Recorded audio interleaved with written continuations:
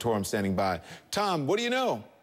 Well, we know that one of the things that made a difference tonight was the religious vote. If we look at the turnout here and you look at the voters who came out, those who were born again or evangelical Christian, 60%, and they went very heavily for Rick Santorum as they had before, 56% to 21% according to our exit polls. But look at the ones who who weren't born again or evangelical, 41% to 36% for Santorum. So Romney edged him out, but not by a big margin. When you look at the next category over here, religious beliefs of candidates matter. Look at this.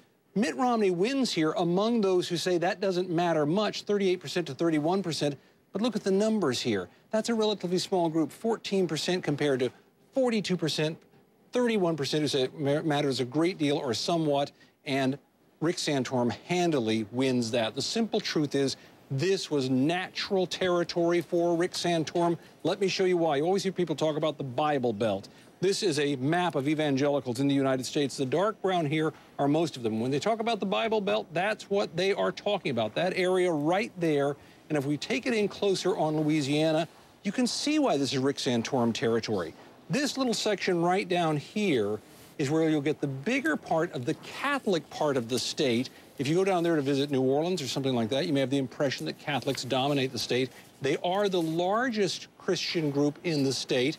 However, if you add up all the Protestants, they come pretty close to being at that same level. And the simple truth is, by having this going, Rick Santorum was able to get a very important state here. And you know why it's important? Because this bridges him to May. In April, he will be going into a series of states where the religious influence will not be as good. New York, Rhode Island, Delaware, Connecticut, places like that where religion simply doesn't play in voters' minds the same as it does in a place like Louisiana that's strongly religious. But if he can get through May into April, then he gets places like Arkansas, and he gets places like Kentucky. He gets other states where he may be able to play. Texas with his religious support a lot, and it might bring him some support as it did in Louisiana. Don?